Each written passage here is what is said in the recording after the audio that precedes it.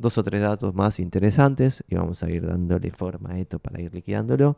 Argentina y países en vías de desarrollo es el tema número 11 y es: uno, los bonos argentinos, que mucha gente está ahí con el AL30 y la boludez, cuando hay un default pierden 80% de su valor. Entonces, y esto es por lo cual yo compré a L30 cuando estábamos en 17, que estaba por abajo de esto que estamos viendo en pantalla, del 2002. Eh, y cuando estuvo en 20 y pico lo vendí como un cagueta, no esperé a que se recupere mucho más. Eh, pero ven que muchas veces cotizan a paridad 100 los bonos en Argentina, pues es un delirio. Cuando eso vuelve a pasar, pues siempre pasa lo mismo. Ustedes tienen que preguntarse si no es un delirio, porque Argentina sistemáticamente caga a sus acreedores. Eh, entonces me parecería como, che, no es demasiado 100 de paridad. Y ahí baja a 20, son las cosas que pasan. Y después de cada reestructuración de deuda, el riesgo país también baja zarpadísimo y por lo tanto suben muchísimo los bonos. También sale el libro Una república sin buitres, pueden ver el gráfico, como el riesgo país baja 75% cuando se reestructura bien la deuda. Y pasa todo el tiempo, todo el tiempo, de cada tantas décadas se vuelve a repetir el mismo proceso como si fuese la película esa El Día de la Marmota. La reestructuración más demorada, post-default, de toda la historia que tiene este libro registrada, fue la de Costa de Marfil, que tardó más de 10 años en reestructurar la deuda. La segunda que más tardó fue Argentina en el 2005, que tardó más de 3 años. Esto es interesante, porque a pesar de que vos acá ves que tipo, che, bajó 80%, no sé qué, bueno, quizá ahí entraste en una reestructuración fulminante, y una cosa es que te reestructuren y te den no sé, algo, tipo una parte cash, una parte de bonos nuevos a los 2 meses, y otra parte que te des años ahí negociando como un boludo, ¿no? Es interesante la diferencia. Otro tema interesante es que la quita más alta en una reestructuración de deuda post-default fue la de Irak en el 2006, que le sacó más o menos 90%. Había un bono que decía $100.000, te daban $10.000. Quizá ni siquiera te lo dan en efectivo, en diversas cosas. Y la segunda fue Argentina en el 2005, 75% de quita, aproximadamente, porque es lo que muestra este gráfico. Lo interesante de esto, de esta magia, es que yo usaba esto también para ver cuando un bono argentino estaba caro o barato, con la misma lógica de todo lo que vine hablando hasta ahora. Entonces, cuando yo vi que, por ejemplo, el AL30, que es el que genera conversaciones más divertidas en Twitter, estaba por debajo de 25 de paridad, yo decía, che, está barato esto. Pero cuando estaba a 24 o algo así, yo decía, está barato, pero who knows lo que puede pasar. Quizá vamos a la peor reestructuración de deuda de toda la historia y tiene sentido que esté menos de 25, ¿no? Porque vamos a una nueva reestructuración que va a ser aún peor que la del 2005 y quizás vamos a una reestructuración estilo Irak bombardeado por Estados Unidos, 90% de quita. Pero sin embargo, cuando llegó a 17 con algo, que es ahí donde empecé a comprar, y ahí pasó de vuelta lo mismo que ahora me pasó este año con los treasuries, que es compré y después de comprar quise que se mantenga mucho tiempo, así mi nueva capacidad de ahorro podía seguir acumulando L30. Todos los boludos querían que suba inmediatamente, lamentablemente subió inmediatamente, para mí, ¿no? O sea, muy bien para el país, subió rápidamente, entonces no pude recomprar y cuando llegó a 20 y pico vendí, no vi mandine, porque, y acá de vuelta, por ejemplo, yo podría haberme lo quedado en 25 claramente, porque la única forma de que te quede los 25 es la peor reestructuración de deuda de toda la historia, no solo default, sino reestructuración de deuda y fulminante. Pero sin embargo, si hubiéramos ido a un 80 de paridad, que puede pasar, puede pasar en algún momento, ahí yo sin lugar a dudas vendería porque estaría cara, priceada la deuda argentina por la historia de la Argentina. Pero cuando esté 80, cuando esté 90, cuando esté 100, llegó a estar en el gobierno de Macri por arriba de 100 de paridad algunos bonos. Delirio. En ese momento toda la gente pensaba, este país es nuevo, ahora sí, cambió para siempre. Bueno, pasa siempre, entonces como esto que cambia para siempre, pasa siempre. Es curioso. Otro dato que sale de este libro es que el Merval no garantiza revalorización de capital ni siquiera en periodos largos de 20 años. Por eso antes dije, che, una cartera diversificada de acciones estadounidenses. Nunca en un periodo, no me acuerdo cuántos años había perdido guita que lo que mostramos antes, que mostramos acá en la parte de diversificación, decíamos, che, no hubo un periodo de 20 años en que una cartera diversificada de acciones estadounidenses haya perdido en términos reales. Sin embargo, en Argentina, un periodo de 20 años no garantiza revalorización. ¿Está bien? Y acá, este libro también está muy bueno, Global Asset Allocation, de Meb Faber, perdón si le pronuncio mal el nombre, que compara, y esto está bueno, por ejemplo, bonos, acciones, bla, el retorno del mejor escenario, el retorno de escenarios donde se perdió el 100% del dinero y el retorno de un escenario, si se quiere, del mundo entero, una inversión del mundo entero, porque lo que dice el libro es, che, guarda, porque si vos comprabas, por ejemplo, bonos alemanes en el proceso hiperinflacionario que hubo antes de la guerra mundial, ahí perdías la totalidad de tu dinero. Si comprabas acciones en China antes de la instauración del comunismo, perdías la totalidad de tu dinero. Si comprabas propiedades en Cuba antes de la instauración del comunismo, perdías la totalidad de tu dinero. Entonces lo que propone el libro, que me parece súper interesante, es la diversificación internacional. Porque cualquier país, si es gigante, tipo Estados Unidos, puede dejar de ser el imperio y perder esa posición dominante, que es la que hizo que el retorno sea el 10% anual, 6,6 neto después de impuestos e inflación, porque en otros países no fue así. Vamos a ver, creo que hay alguna imagen que suma más data de esto, pero no debieras tener todos tus huevos en una sola canasta en términos internacionales, que es el ejemplo que dije de los taxis y las paradas diarias en Argentina. Lo mismo sería si uno tiene una cartera diversificada de acciones, propiedades y bonos, pero todos en Argentina, y si a Argentina le pasa algo, perdés fulminantemente o la totalidad del dinero si no somos más capitalistas, lo que es una locura. Datos de color, que era esto que decía. Che, este gráfico muestra dollar returns and per capita real GDP growth in developed and developing countries. La parte de arriba son los mercados desarrollados y la parte de abajo los mercados en desarrollo. Y cómo se ve que Chile, México, Argentina, Brasil, en el periodo de este corte, tuvieron retornos en dólares súper altos. La joda de Argentina es que depende mucho el corte que vos hagas, cuánto te da el retorno. Si yo hiciese un corte 2003, 2023, el retorno, a pesar de toda la desgracia de los últimos años, igual me daría zarpado, porque estaría tomando como punto de inicio a Banco Galicia, Chauchi Palito, con la gente reventándole el vidrio porque estábamos en el corralito, ¿no? Entonces depende mucho el corte para Argentina. Sin embargo, este sí me gusta del libro Stocks for the Long Run, que agarra de 1900 al 2012 por país. Y te muestra que, por ejemplo, Canadá tuvo un retorno por arriba del mundo en su conjunto para las acciones, por arriba Nueva Zelanda, por arriba Suecia, y Estados Unidos está en el podio de los 3 países con mayor retorno en una cartera diversificada de acciones, siendo el mejor Sudáfrica, contra todo pronóstico pareciera ser, ¿no? Sudáfrica el mejor, segundo Australia, tercero Estados Unidos. Entonces guarda, porque fíjense, Italia, el retorno en términos reales no es el 6,6 que veníamos hablando, sino que es el 1, algo en términos reales. Y en Bélgica, Francia, Alemania, países que parecieran ser civilizados como España, Japón, son retornos mucho más bajos.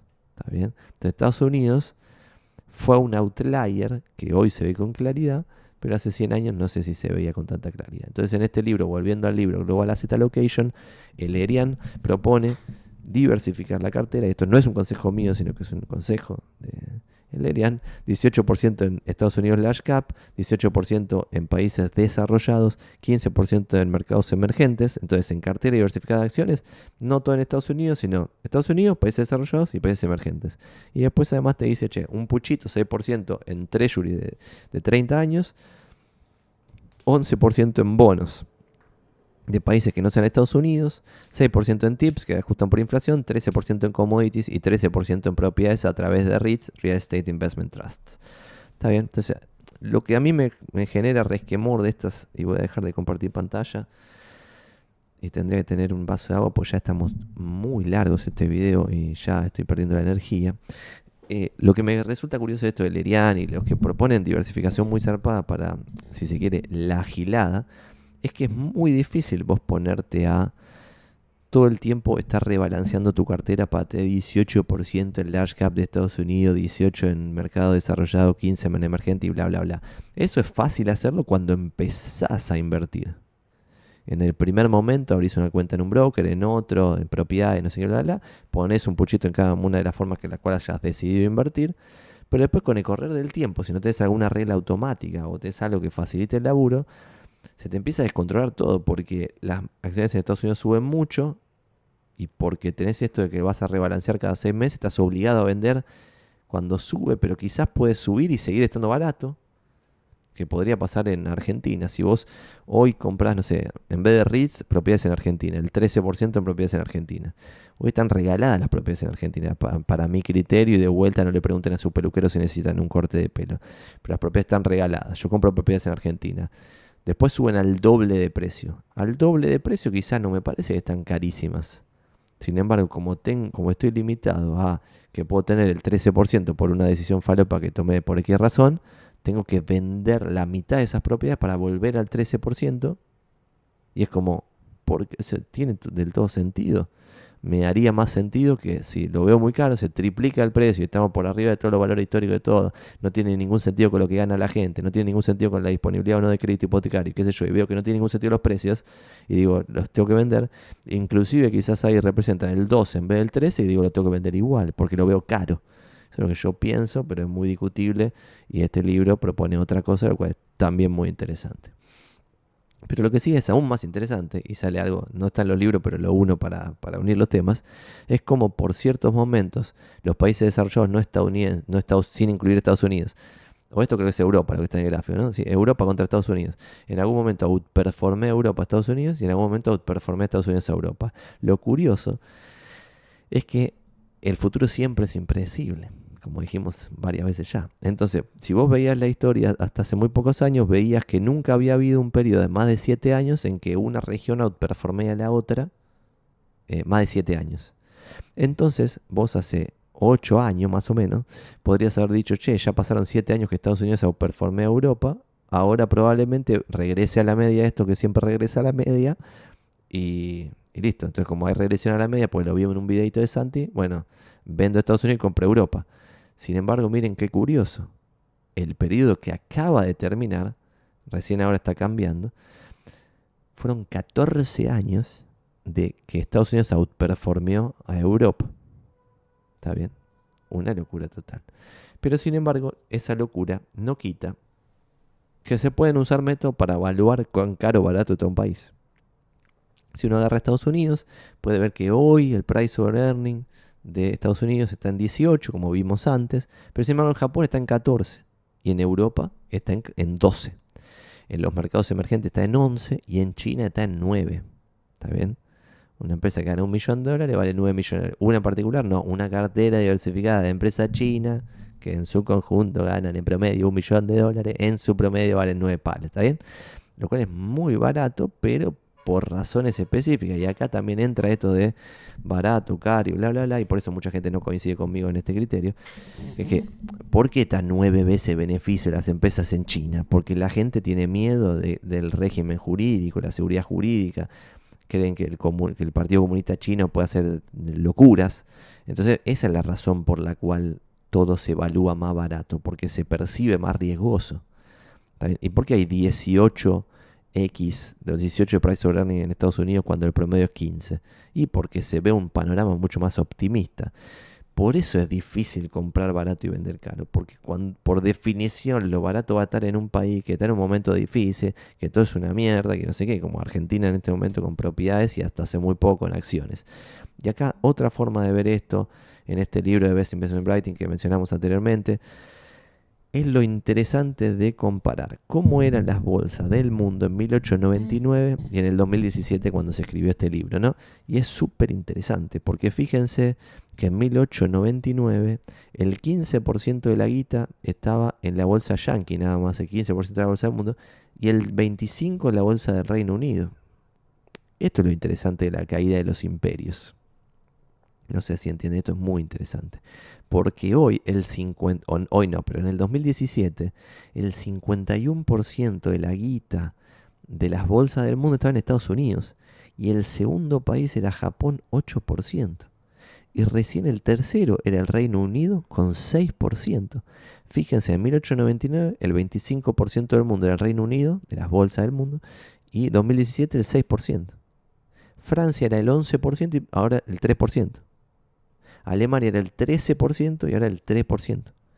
China, de la parte de 1899, supongo que en ese momento no tenía bolsa directamente, 2017 3% del mundo en la bolsa de China.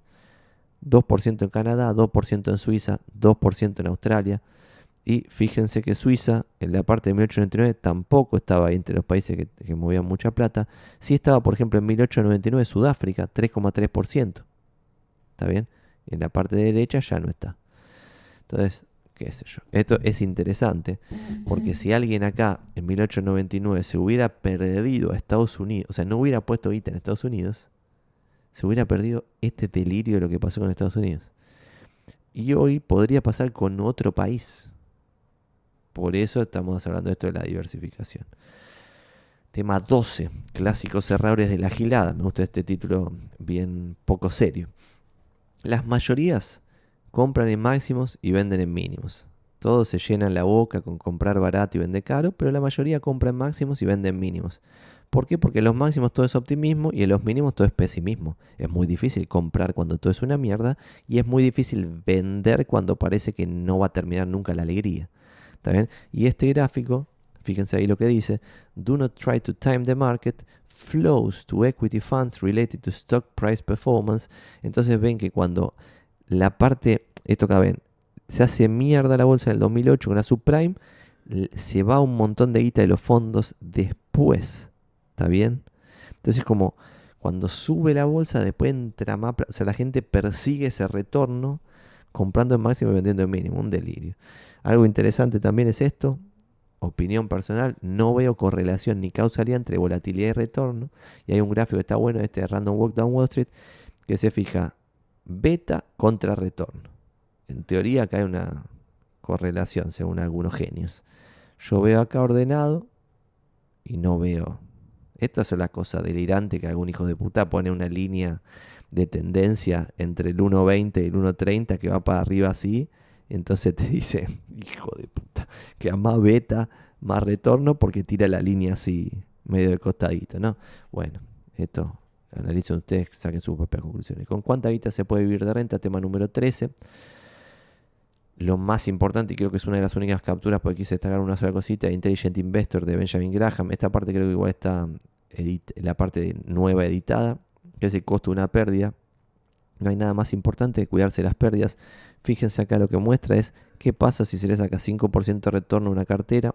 Voy a achicar esto para mostrar mejor esto porque quedó. Voy a sacar este Santiago Magni que le puse en todas las slides y lo ponemos así para mejorarlo. Y acá lo ven, no hay nada más importante que cuidarse la pérdida. Dice 5% de retorno todos los años, es esta línea, ahí firme. ¿Y qué pasa si el primer año pierden 50%, pero después ganan 10% cada año? Recién en el año 18 empatan al 5% por año. Esto es un ejemplo muy real de la actualidad. Uno hace 2 meses, por ejemplo, podía comprar treasuries al 5% de retorno. ¿Está bien? Y ya tenía esta línea garantizada. Sin embargo, alguien quizás juega juegos muy riesgosos y empieza el primer año 50% abajo. Bueno, después para igualar los treasuries al 5, va a tener que pasar 17 años al 10%, al doble que la decisión inicial. El costo de las pérdidas es guaso, entonces lo más importante para ganar guita en inversión es cuidarse las pérdidas, no maximizar las ganancias. Y esto también está bueno, hay un libro que es buenísimo, se llama Safe Haven, que habla de una de las cosas que dice Buffett, el mejor inversor de la historia de la humanidad, que es una de las habilidades que tiene que tener alguien para que le vaya bien en las inversiones y en la vida, es tener pensamiento probabilístico. Es decir, che, ¿cuál es la probabilidad de que pase tal cosa? Y si pasa o no pasa, no es demasiada información. La información interesante era la probabilidad. Y acá es un ejemplo, creo que es como un juego de azar, que está bueno. ¿Por qué está bueno? Porque este juego de azar lo que mostraba es, che, si tiramos la monedita, no me acuerdo cuál era el juego, pero si hacemos un jueguito de cierta probabilidad y cada uno de estos son los caminos de persona verdadera del juego, ¿está bien? Que lo mismo puede pasar en la bolsa, o con acciones con propiedades con bonos, que son inversiones serias, pero hay gente que le va mal y hay gente que le va bien. Entonces, cuando vos ves la riqueza promedio, es esta línea que está acá, y fíjense que pocos que están por arriba de la riqueza promedio, pero sin embargo es promedio porque los que están muy arriba están recontra, en el contra hiper carajo, porque está en términos logarítmicos, entonces se va recontra hiper carajo de riqueza, porque cada vez hay interés compuesto más guaso y no nos da el cerebro para interpretar esa bola de nieve. Sin embargo, la mediana la tenés acá, a mitad de tabla con claridad, pero cada uno de estos caminos es una humanidad de alguien que le pasó ese camino. ¿Y por qué digo todo esto? Porque ese 10% anual del S&P, el 6,6 neto y bla, bla, bla, son realidades, pero son realidades teóricas. Después lo que te pase a vos en tu propio camino, comprando en cierto momento, vendiendo en cierto momento, teniendo cierta capacidad de ahorro y qué sé yo, va a ser muy diferente a ese camino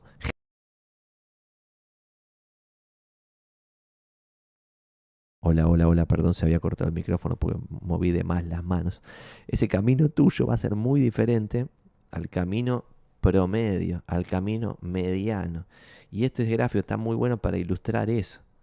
En un juego probabilístico donde se puede ganar, se puede perder, y cuando ganás y después volvés a ganar, empezás a componer geométricamente el resultado y te vas cada vez más para arriba, y el que está del otro lado también se va cada vez más para abajo, no es muy representativo, y por eso está esta frase que es medio falopa, pero es verdad: en el promedio se ahogan los enanos. Si yo tengo el promedio de esta muestra acá, no me dice nada este promedio. Es un promedio que no me dice nada. ¿Es una mentira? No, es la realidad. Pero sin embargo no me dice nada, lo cual es medio una cosa increíble. Y ese libro Safe Haven, el concepto más gravoso que yo saqué, y esto por eso estamos en la categoría de con cuánta guita se puede vivir de venta, vamos a ir a algo concreto en breve. Este Safe Haven lo que compara es el retorno geométrico de algo con el costo aritmético. ¿Y qué quiero decir con esto? Que lo que muchas veces nos olvidamos es cómo cuidarnos de ese costo que mostré acá, de la pérdida, que muchas veces esta pérdida uno puede cuidarse de esa pérdida contratando seguros. ¿Está bien? Y lo que cuenta este libro es que vos de cierta manera podés cuidarte de una pérdida, por ejemplo con un seguro, y ese seguro te va a parecer que tiene un costo para vos, no va a parecer que es una ganancia. Sin embargo, si vos tenés una estrategia bien armada de lo que es ese seguro en tu vida, ese costo aritmético, es decir, que todos los años vas a perder, no sé, $1.000 por tal seguro, $5.000, lo que mierda sea, tiene un impacto positivo en cómo se compone el capital, porque, por ejemplo, cuando venga la malaria y el mercado baje 50%, si vos lográs bajar 20% cuando el mercado baja 20%, porque estabas asegurado de cierta forma que si pasaba tal cosa, vos ibas a ganar de tal forma, no sé qué, bla, bla, bla, eso tiene un impacto geométrico positivo. Lean este libro porque este concepto es muy contraintuitivo, pero si hay algo que se tiene que llevar de esto es muy importante asegurarse frente a las desgracias, y una de esas es estos momentos de perder 50% de tu capital en 2 minutos. Otro libro copado, que no sé si lo puse en la tapa, no sé si estaba entre los 21, es el Almanac de Naval Ravikant, que tiene 2-3 cosas medio faloperas que están buenas, y este grafiquito simplón que no tiene que ver con ni con la estética, ni con el contenido de lo que venimos hablando hasta ahora, pero es este grafiquito súper simple de Easy Choices, Hard Life, Hard Choices, Easy Life. Básicamente en castellano es: decisiones fáciles llevan a una vida difícil y decisiones difíciles llevan a una vida fácil. Todos estos conceptos que quedan muy en el aire de ¿pero qué vas a hacer cuando bajes 50%? Si vuelvo al principio, no lo voy a hacer porque vamos a perder un montón de tiempo y ya estamos haciéndolo muy largo esto. Si vuelvo al principio de todo y vemos el retorno anual cada año, intra-year, y lo que fue pasando en cada año en una cartera diversificada de acciones, y nos ponemos a pensar cómo hubiéramos reaccionado nosotros frente a esos escenarios, vemos que hay un montón de veces que una cartera diversificada de acciones baja 30%, y yo conozco gente muy inteligente que cuando eso se sucede se asustan y venden. Y son muy inteligentes y entienden lo que pasa y justamente venden porque están viendo que el mundo se hace mierda en ese momento. Porque nunca la bolsa baja 50% sin que el mundo se esté prendiendo fuego. Fíjense que bajó 30 y pico por ciento cuando había cuarentenas obligatorias por todos lados. Y solo se recuperó rápido porque imprimieron billete a mansalva a todos los estados nacionales y la moneda valió menos. Por eso hubo un rebote. Otro libro copado que también lo vimos antes, The Little Book of Common Sense Investing de Bogle, lo que te muestra es que sin reinversión de dividendos, al menos en el S&P, no hay un efecto bola de nieve zarpado. Y lo que te compara acá entre 1926 y no me acuerdo qué año que termina la muestra, como si vos no reinvertías los dividendos que ibas cobrando, terminabas en un palo 700 a partir de $10.000, y reinvirtiendo los dividendos como te ibas a 59 palos en vez de un palo 700. O sea, la diferencia es guasa, y lo mismo pasa con propiedades y con bonos.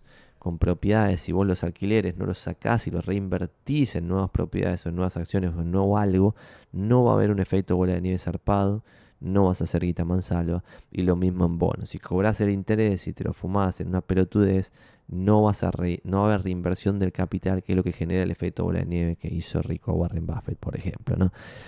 Otro dato de color interesante, que tiene que ver también con este libro, se llama The Simple Path to Wealth, el que está analizado esto, pero el de Ivy Portfolio, no me acuerdo cómo se llama, el de los endowments de las universidades grosas, ambos hablan de, che, ¿cuánta guita se puede sacar de un portafolio? Porque guarda que el título de toda esta intro era ¿con cuánta guita se puede vivir de rentas? Lo voy a responder básicamente. Y es, guarda, porque fíjense en pantalla, es un cuadro, le pueden hacer una captura y verlo más tranquilos. Pero cuando vos sacás 4% por año, si tenés una cartera de 100% acciones, hay algunos escenarios, acá pueden ver que el 2% de los escenarios de 30 años, te quedás sin plata. ¿Está bien? Sacando el 4 por año. Porque si vos sacás el 4 y estás en la crisis del 30, y sacás el 4 y seguís en la crisis del 30, y sacás el 4 y seguís en la crisis del 30, vas a terminar muy, muy mal. En cambio, sacando el 3, no hay periodo de 30 años que no se banque sacar el 3% anual. En consecuencia, y acá también algo interesante, cuando vos estás en 4%, no hay, y en vez de tener 100% acciones, tenés 75 acciones, 25 bonos, no hubo en el pasado, puede pasar en el futuro, pero no hubo en el pasado, ningún periodo ni de 15, ni de 20, ni de 25, ni de 30 años en que te hayas quedado sin guita, según esta fuente de Simple Path to Wealth, ¿no? Entonces, con una cartera de 75 acciones, 25 bonos, uno podría retirar el 4% con 30 años con certeza, comillas en el aire, llegar al 30º año. Y bueno, pretendiendo 36 lucas por año para vivir de rentas, uno debería arrancar con, solo comillas, $900.000. O sea, con $900.000, y pretendiendo vivir 30 años después de eso, podría sacar 35 lucas por año, que son básicamente 3 lucas por mes, y vivir de renta, ¿está bien? Es un ejemplo. Otra forma de ver lo mismo de este otro libro, pero de otra forma que me pareció súper interesante y además le agrega más años, es qué pasa si vos sacás el 4% y, por ejemplo, si vos sacabas el 4% en los 60, no llegabas al 30%, como vimos en el escenario, a los 30 años, perdón, como vimos en el escenario anterior. Pero fíjense en los 40 años, los 50 años. En los 50 años casi todos los escenarios te quedabas sin plata en absoluto. Y fíjense que hay otros escenarios donde te queda del 0 al 25% y escenarios donde te queda más que el 100%. Entonces, lo que yo interpreto de esto, de esta fuente y de esta fuente, y lo que yo interpreto, no necesariamente tiene que interpretar usted lo mismo, es que sacar el 4% por año es mucho, porque podés tener suerte y estar en 1870, en 1880, en 1890, en 1900, en 1910, en 1920, en 1930, en 1940, en 1950. Y eso es suerte. Pero si tenés la mala suerte de estar jubilándote en los 60 y hacer ese withdrawal, ese retiro del 4% por año, te puede quedar sin una moneda en absoluto. Una cosa grave, delirante. Otro concepto medio falopero del almanac de Naval Ravikant es este grafiquito que muestra cómo en las cosas que hay interés compuesto, que hay en vez de ser lineal el avance, es un avance geométrico, muchas veces no nos da el cerebro, porque estamos haciendo eso, como vemos en el grafito, acción, acción, acción, acción, acción, acción, y el resultado llega mucho después. ¿Por qué? Porque cuando vos ves un avance geométrico, ves así el grafiquito que ni avanza, y en algún momento se empieza a despegar, y como después cuando se despega, es el día sobre el ya lo despegado, empieza a hacer bola de nieve y se empieza a ir para arriba, y ese compounding en nuestras acciones del día a día, que toda esta charla que vimos viendo ahora, es muy difícil de entender. Entonces, si ustedes no terminaron de grasp, tipo de interpretar el concepto de el interés compuesto, volvería una y mil veces sobre eso. Y punto número 14, la conclusión final, es que hoy, como dice este libro, The Little Book of Behavioral Investing, somos cada vez más ansiosos y eso nos juega en contra. Fíjense este gráfico y encima que no llega a la actualidad, ahora debe ser aún peor. Pero el tiempo promedio que se quedaba la gente una acción, que básicamente de vuelta, cuando vos compras una acción, estás comprando un pedazo de una empresa. Es una ridiculez comprar una empresa, imagínense como una empresa, ya no como una acción. Pero ustedes comprarían, por ejemplo, una fábrica que hace tubo de acero sin costura para tenerla 6 meses y revenderla. Comprarían, no sé, una parada de diario para tenerla 3 meses y revenderla. Es ridículo en ese escenario. Sin embargo, todos nosotros, porque somos boludos, compramos acciones que son pedazos de empresas y en nuestro conjunto, o sea, yo hoy no lo hago, pero lo he hecho en el pasado, nosotros como un conjunto tenemos, fíjense en el gráfico, menos de un año promedio cada una de las acciones que se compran. Y fíjense que después de la crisis del 30, la década del 40 y qué sé yo, llegó un momento muy delirante en que se llegó a tener el promedio 10 años cada empresa y en la década del 50-60 estaban 7 años. Después en la década del 70-80 ya pasamos a 4 años en promedio y después ya se deliró por completo y pasaron a ser como papelito de colores en vez de lo que son de verdad, que son pedazos de empresas. Y eso justifica porque al inversor promedio, como vemos en pantalla, que la línea verde del gráfico derecho o la línea naranja del gráfico izquierdo, perdón, o la línea naranja del gráfico derecho, el inversor promedio pierde contra todo lo que se puede invertir. O sea, es mucho peor que cualquier asset class solita. Y por ejemplo, acá en este periodo 2001-2020, el S&P había rendido 8% anual y el inversor promedio 2 y pico anual. En este periodo 2001-2020, es el mismo periodo, perdón, el S&P 7,5, el inversor promedio 2,9. ¿Qué clase de delirio es esto? Y esto es por, básicamente esto, la ansiedad, las decisiones del orto constantemente tomadas. Entonces, como si alguien no entiende nada, debería empezar por estudiar, no por consumir consejos de inversión falopa ya todos masticados. Hay que ponerse a leer estos 21 libros para entender un poco dónde estamos parados. Otro libro que es interesante es A Man for All Markets, que tiene este gráfico que no vi en ninguno de los otros libros, que es, ¿cómo se compara el retorno de una inversión, por ejemplo, pasiva, restándole el costo del fondo, después restándole los impuestos, después restándole la inflación y cuánto termina quedando? Y la diferencia es guasa, pues por ejemplo, en una cartera diversificada de empresas chicas que veíamos antes era el 12 y pico por ciento entre 1926 y el 2013, que es este análisis, pero cada uno va cambiando porque agarran un periodo diferente. Este es el 12,3 bruto, pero después de impuestos e inflación te termina quedando el 6,5. Entonces acá hay un tema que no había visto hasta ahora, que está bueno repasarlo ahora en el final de este video, que es debiéramos todos nosotros minimizar el portfolio turnover invirtiendo a largo plazo. Es decir, se sabe que quedándote más tiempo en las inversiones porque no estás tratando de timear el mercado todo el tiempo, te va mejor. Se sabe que pagando menos comisiones te va mejor. Se sabe que pagando menos impuestos te va mejor. Se sabe que pagando menos gastos te va mejor. En consecuencia, 4 cosas que un inversor civilizado debería hacer es minimizar el portfolio turnover, es decir, cuánto rota la guita. Es decir, vende esto y compra esto, vende esto y compra esto, vende y compra, vende y compra, vende y compra. Si haces eso, muy probablemente me des de comer a mí, que yo cobro comisiones. Entonces, como no tiene mucho sentido, ¿está bien? De vuelta lo del peluquero que dijimos 3 veces en este video. Minimizar comisiones, punto 2, minimizar impuestos, punto 3, y minimizar gastos, punto 4. Y después, punto 5 y 6, obvios. 5, diversificar. 6, componer el capital reinvirtiendo dividendos o alquileres o intereses. Siguiendo estas boludeces, que no son boludeces, que son casi imposibles de hacer, ya tenés la recontra de ganar, porque de vuelta el inversor promedio no hace nada de esto, está completamente en Narnia haciendo cualquier pelotude por completo. Esto ha sido todo, espero que les haya servido. Logramos terminarlo en menos de 2 horas, lo cual es una especie de milagro cósmico. Y lo que les quería pedir a este punto, si llegaron a la hora 51 en la cual estamos ahora, es que se suscriban al canal y le den un like a este video, porque como ven en pantalla, el 58% de los que vieron los videos de mi canal el último mes no estaban suscriptos, lo cual es un delirio. Históricamente era 50, pero ahora como el contenido está empezando a verse un poco más, ya subimos al 58% sin estar suscriptos. Así que por favor, un botoncito ahí, suscribirse, me ayudan un montón y me serviría eso. Bueno, si le ven valor a estos videos, como decimos siempre, like y suscribirse, pero además de like y suscribirse, mándenle este video a cualquier persona posta. Yo me cruzo con empresarios que son súper inteligentes, que están invirtiendo para el orto. Me junto con profesionales pujantes que están invirtiendo para el orto. Y acá en este video hicimos un resumen, pero lo que yo quería compartir básicamente es, leyendo estos 21 libros, que si quieren ahora los ponemos de vuelta en pantalla como para terminar con esto. Leyendo estos 21 libros, tenés las de ganar. O sea, cambiás por completo la lógica de cómo invierte la gente. Los muestro de vuelta, están acá.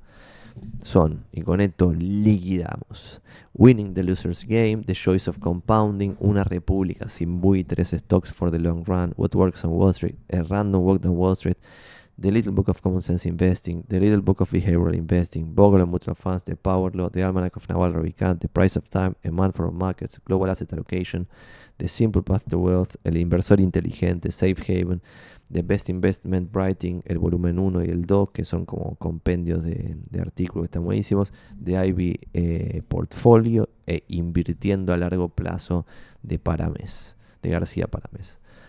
Esos son todos. no olviden ese like, esa suscripción. Nos vemos la próxima, espero que haya servido. Esto tuvo mucho tiempo de preproducción.